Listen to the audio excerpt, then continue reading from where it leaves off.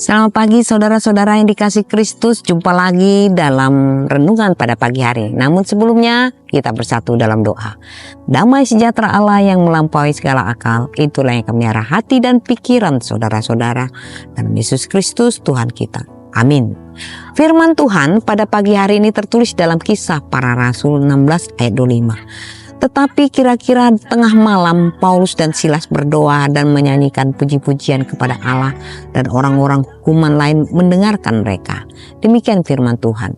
Pujian di tengah kesulitan membuka jalan untuk perubahan.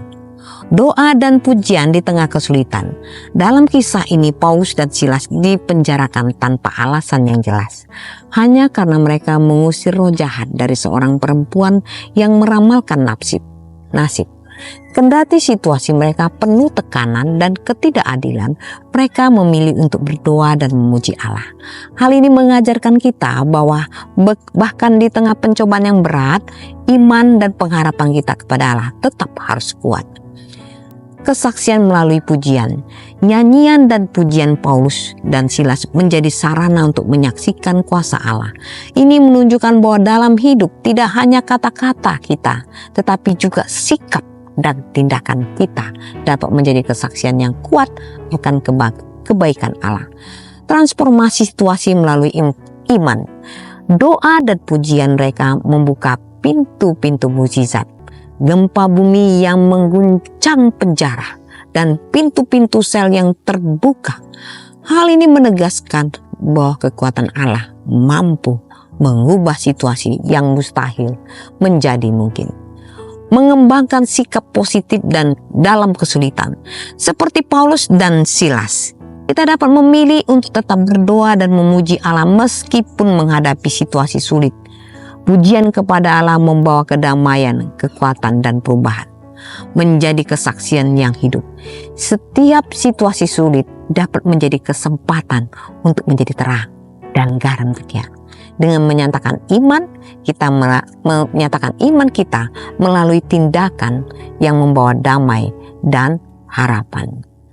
Dan juga percaya kepada kuasa transformasi Allah.